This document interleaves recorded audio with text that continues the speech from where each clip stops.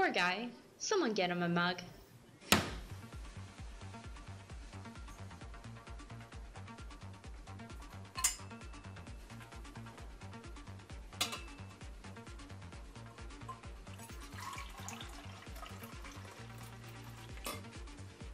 Mugs are a standard thing of our lives, yet there are some rather particular requirements.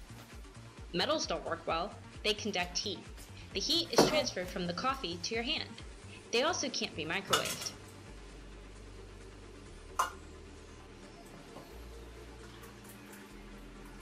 Plastics don't work well. They melt.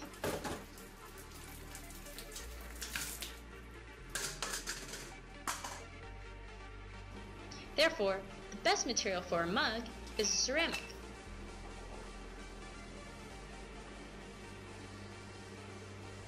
There's just one problem. They're fragile.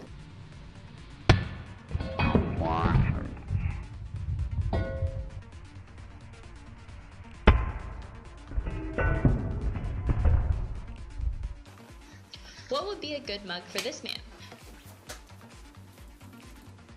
The requirements are it must hold a minimum of 500 milliliters, be completely made of ceramic, have a handle, must be made of one single piece, can be no more than 25 inches in height, 20 inches in diameter, including the handle. It must be fired or formed at a temperature of 300 degrees Celsius or higher. The mug is the final product, but it is complicated to build and very hard to test.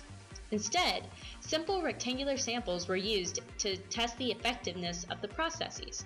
After much dispute and the increase in blood pressure, the composition team decided to use what was readily available to them, kaolin and kyanite. Because the team was unsure about how the different weight percentages would affect the strength, the team decided to go ahead and use a 50 weight percent kaolin and 50 weight percent kyanite mixture. The actual measurements for the batch of slurry for 10 samples was 639 grams of kaolin and 646 grams of kyanite, bound together with 6.5 grams of PAA binder. In order to test the various compositions, the material must be cast into shape. Slip casting is the method that was chosen as it is easy, simple, and perfect for making ceramic mugs. In this process, a slip is made, which is a mixture of the final material with water. The mixture is placed in a plaster mold and allowed to set.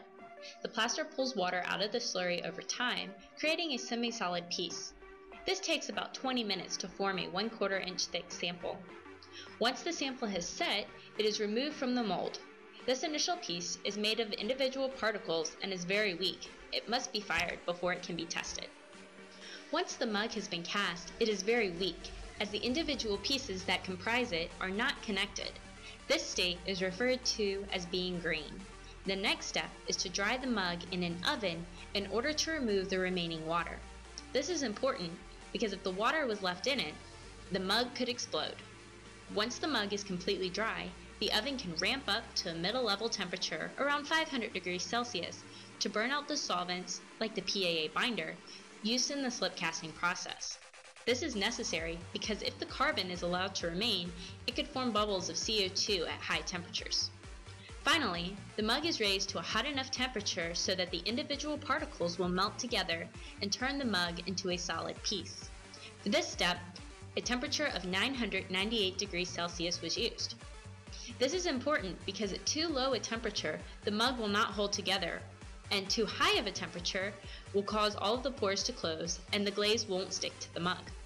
Once cooled, the mug is now solid enough to be coated in a glaze. The glaze serves many purposes.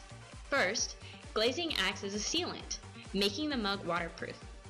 Second, it adds some strength to the mug itself.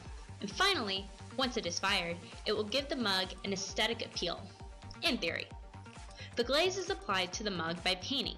As soon as this is done, the mug is placed back into the oven, heated to an even higher temperature, which further sinters the particles together and gives the mug its final strength.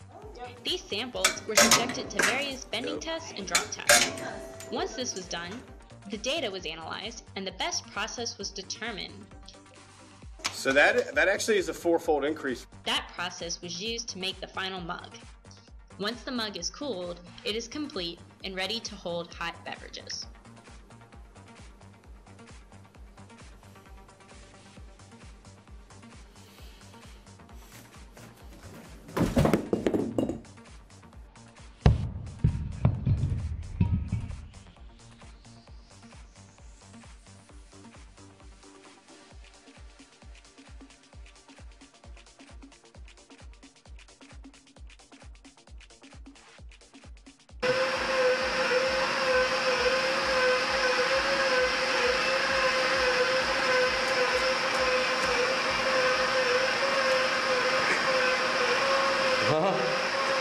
It's really funny just seeing like this goop drop out. I just got a shot without that at all. A glazed mug is slacking off in his office.